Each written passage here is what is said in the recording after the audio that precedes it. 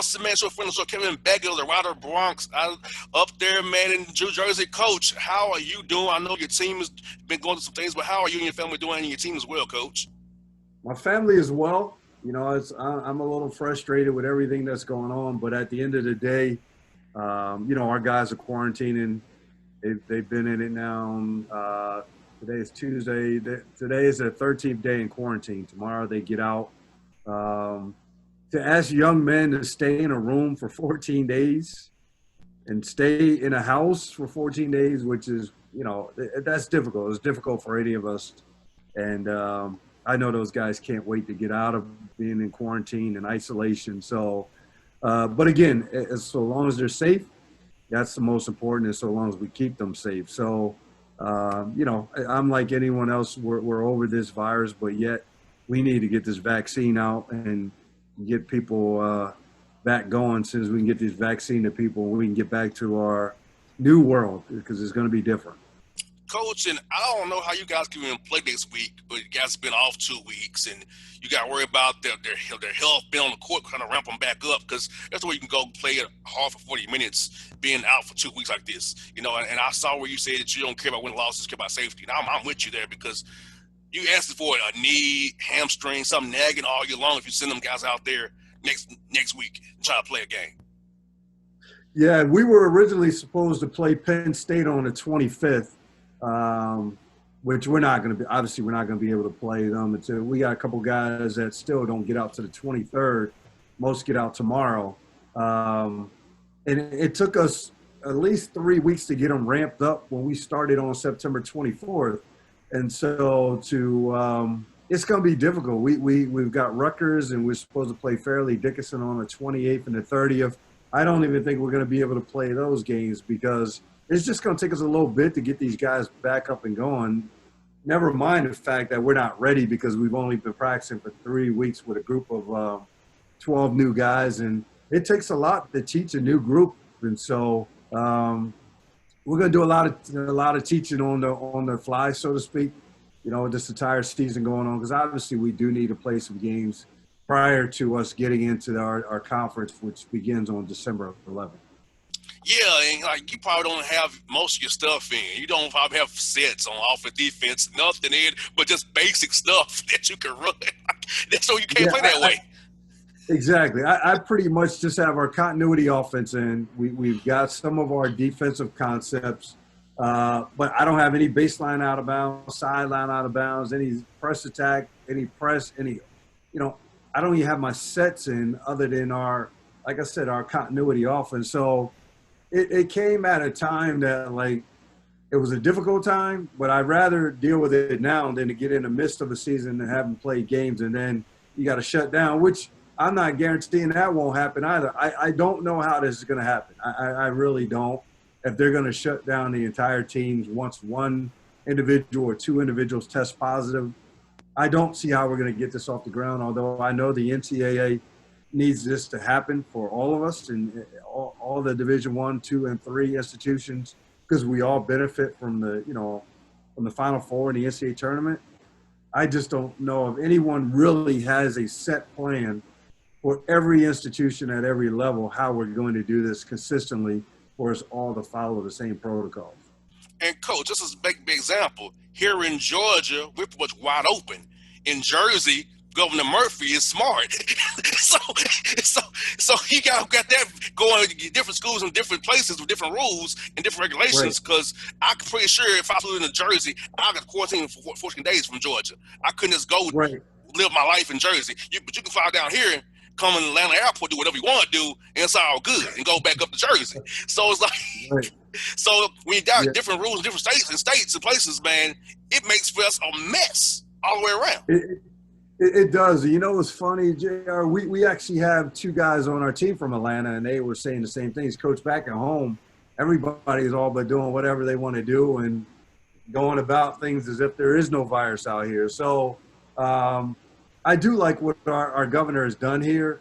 The hard part, though, the sad part is watching people lose their businesses and things, and people losing their jobs, which, when you do shut down the way that we have, being very cautious about things, something has to give. you know, and so it's been a give or take, but yet our governor is doing a good job trying to save as many people as he can, and I understand that. And so I think what they're trying to do is not shut down the state of New Jersey again, but try and pull the reins back on, you know, the restaurants and working in, you know, as far as lifting and workout facilities and what have you.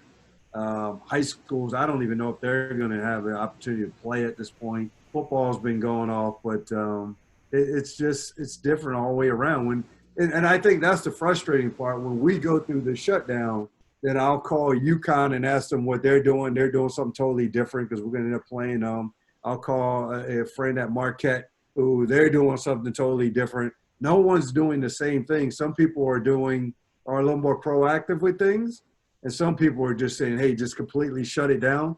So to me, there's a happy medium in the middle of both of those to where, you know, our guys don't lose everything that we were trying to get accomplished for those couple of weeks that we were practicing. So to sit here and say I have the answers, I don't, which is the scary part about it. And the fact that we've had 5 guys test positive. Well, we still got 8 more guys on the roster. Fortunately, knock on wood, our coaches have been safe. We've all tested negative up until this point. But this could happen again. It could happen several times. So how do you circumvent this? How do you navigate trying to figure this whole thing out? And, you know, for you guys at the base level, trying to raise money for you know, got to cover all different expenses, you know, right. And that Rutgers game is very important. Penn State game is very important to help to balance the books there. And I just feel for you guys because, you know, you know, it's like the haves and the have-nots, you know, what they're doing in Georgia right. Tech and Georgia State. They're only doing Kennesaw and Mercer, you know. So it's like, right. And we're right in the same area pretty much, right? So it's like I can see the difference of what's going on. That's about what's right here in my area. Like, it's sad, man. Right. I know you're all up against it financially because you have to take care of non-revenue sports. Right. Not only that, you know, with the fact that we don't have all of our students on campus, I think we have an enrollment of 900 students that are on campus at this point, which we normally have 35 students that live on campus, including the athletes. So you take that part of it away. You take the part of it away that just the college experience. The testing is very expensive. We've been doing the saliva tests. You know, those units are 115 per unit, and you're doing that once a week. And as we get closer to the season, you're going to do it 3 times a week. And then the testing centers cost a lot of money. It's pretty expensive. And so you just ask yourself how long can you go about doing this and not be able to bring in any money to help our university offset some of these expenses. And having 12 new young men on your roster, Coach, how was that trying to learn them via Zoom and get them to trust you via Zoom and trying to recruit via Zoom? Because I know you ought to have a face-to-face relationship with a guy and get to know his family that way, but how was it via Zoom trying to integrate 12 new young men into your program where you couldn't touch them or be near them during this whole pandemic and all that stuff that's going on around us outside of the pandemic as well?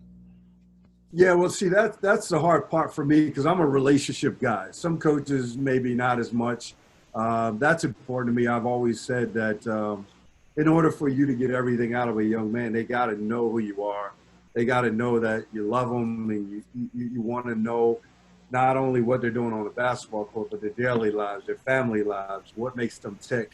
And that's been frustrating for me because I'm very hands-on. And to do a Zoom, I mean, it's been great, but it's not intimate. And yes, you can find out a lot about a young man, but yet when you're sitting in front of a young man in your office or sitting on the court or maybe at lunch or what have you, when you spend time with these young men and they let their guards down, that's the time when you're really getting to know a young man. And then team bonding is important. And so to do a Zoom, that's fine. But at some point, I mean, you're zoomed out, they're zoomed out. And I just don't think you can have that hands-on relationship and team bonding that you need to have in order for your team to really come together. So that's been a struggle for me. It's been a struggle for our staff and even our players because we do want to get to know these guys. And if I had last year's team, obviously I'd be a little more comfortable knowing that we've known these young men for quite a while. But this group here, still getting to know them, man. Still getting to know their families. And I don't think they can come to trust you via Zoom or over Zoom. So It's just something that, you know, we're hoping that we can get going and really try and bridge that gap to get everybody to come together and understand that, you know, we still got to figure out a way to and find a way to make this happen. And I don't want to make excuses for it because we're not the only university dealing with it in basketball programs. So I certainly will never make those excuses, but yet that's important to me with the relationships. Where's this reality? Like, you know, for only thing good about it is me. I can see you all. When I talk about being on the fuck, I can see you all. And then for me, it's good. But for trying to have a team, you know, it's a different story. You know, absolutely. Because, you know, we sit on the phone, like, okay, we're good. But seeing each other talk to each other, like we together, that's cool. But for trying to build young men to trust each other when you're tough second half of a game, tough adversity, when you computer guy can't do it, you know, he can't do it. And not only that, I mean, we were able to go back and watch film with our guys and talk about, you know, some of the things that we've been preaching to them on the court that maybe they didn't see, you know, maybe not having seen enough film, because that's one of the areas that we can take advantage while we've been shut down. But for me to implement like an offense or a baseline out of bounds, I just know my guys aren't going to be able to remember things over a Zoom, you know. Oh, so definitely. This is something that needs to be repetition that happens on the court. And so for some coaches to say, yeah, we've been able to install this or that, I'm like, as a head coach, we know our guys. We know some guys it takes longer for them to learn. Some guys are visual. Most guys are needing to be hands-on. And so rather than me even try and do that, it's just as soon as we can get back on the court, we're going to do it. But that's the hard part, you know. So and it's interesting because I'm watching the NFL. They've had to do this in college basketball, NBA basketball. So it's interesting how people are using the Zoom vehicle, though. Now, Coach, for as your young men who, you know, this summer is very tough for them with racial stuff and justice and different kind of stuff, how'd you address that with your young men who trying to get to understand what's going on in our country so they can kind of make sense of it in their head along with the pandemic and everything like that? I know for young men, what's been going on for them may be a little overwhelming. You know, I'm in my 30s, you know, so I'm used to it already. But for them in their 20s, 18-year-olds, how is it trying to teach them about the world? And there's some things you have to deal with, unfortunately, being Black in America. You know, it was great. And that is where Zoom has been great for us. So first thing we needed to do is, as adults and coaches, we needed to listen to them. We needed to hear them out and hear what their frustrations are. I thought it started with that, you know, because everybody's from a different walk of life. Some people have had to deal with, you know, the police brutality. Some have never experienced it whatsoever. Some of our guys go to predominantly white schools. Some go to predominantly Black schools. And so just to hear their stories and to hear their frustrations, you know, the most important thing that we could do to talk to them about what was important is letting them know, first and foremost, they have a platform. You know, use it in the right way, but understand that you have a platform. Understand that people are listening and people want to listen, and educate yourselves.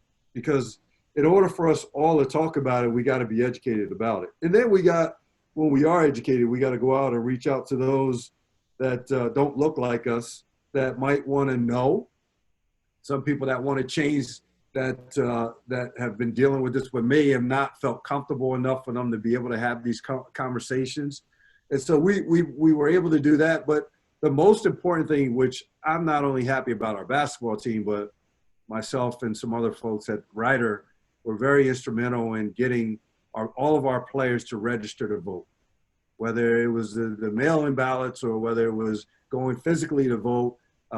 Most of our athletes at the university, I would tell you all of them, ended up voting, and our players ended up voting. And so to me, the first and foremost, they have to know that they have choices and they have to know that they have a voice. And so whether you're Republican or Democrat, whatever way you decided you wanted to vote, you have a voice and you have the opportunity to express your displeasures with whatever party that you might be for, which I thought was great. And then we tried to educate our guys. Weekly, we talked about different things, and we brought other teams in with us. And so we had uncomfortable conversations with with white people. We had them with our own folks, you know, that may or may not understand exactly where we want to be headed, and not to make excuses or blame folks. So it's been great. That to me was something that was very important to me, and understanding that I have my own kids that, you know, we have these conversations, but for them to understand that they have a platform, and use it in the right way, but educate yourself and make sure that we're educating folks around us that want to know. And Coach, your two young men from Georgia, we have a Senate race down here. They had to get registered to vote for that as well. Senator Billy Bellis as well down here, because that's very important for real. I'm working at it right now myself. When I'm not doing interviews, I'm out with the grassroots right now. My second people registered to vote, because we got to get them out here. They vote started December 14th here in Georgia for the Senate races. So I got that on my mind too, for sure. Yeah, please do, man. Please do.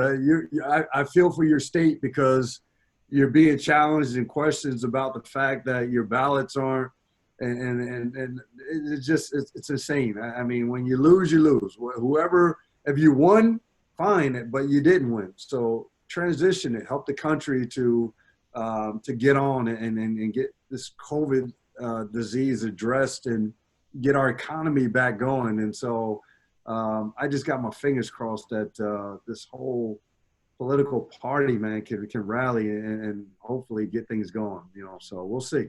Yeah, Coach, I have asthma, so, you know, I'm out here in my hazmat gear trying to keep you registered to vote, because I got asthma, man. I don't want to take an L, you know, because I've lost some friends to this virus, unfortunately, who was out clubbing here in Atlanta.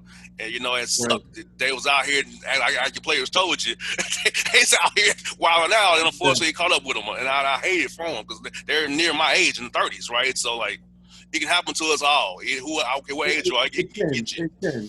And it's not fair. It's very unfair. If we as a country would have come together and mandated that everybody wore a mask, right, and washed your hands, and just that alone would have helped save half of those lives, maybe. And so it's just unfortunate. It's unfortunate that from state to state, from governor to governor, that everybody's making decisions that's based on their state, but it should have been a nationwide, national thing where we all should have been on the same page, man. Because at the end of the day, you hate to see anyone lose their life to this, and especially young people, you know, but anyone for that matter. So it's just unfortunate what we're going through, but in my opinion, I really believe that, you know, God is saying something to us all, you know, and sending us all a message that we need to be still, and we need to listen, and we need to reevaluate ourselves. And that's just my own religious beliefs. But, you know, so I've had to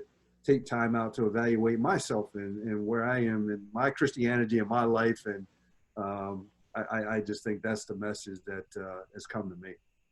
Now, Coach, you told me off air you're a Vikings fan. You got a big win last night against the Bears. You gotta study Dalvin Cook, man. I like that brother, and Jefferson a good brother too, man. So tell us about your Vikings. 1-5, now to 4-5. I wish y'all beat the Falcons. That would make me happy if y'all beat the Falcons. But y'all did beat the Falcons. But you're 1-5 now. So you're 4-5. So tell us about the rebound you've been seeing, man, for your team. So, you know what, I always tell people, it's even with what we're dealing with, man, it's funny how you can kind of pair yourself up with what the NFL, those guys didn't nearly go through the normal ATAs that they're used to or accustomed to going through in the summertime, just as we would have been on campus in the summer getting ready and prepared for this up and coming season. And so they've transitioned into on the defensive side, a lot of new players. They had you know, unbelievable draft. Got rid of a lot of professionals and all pros.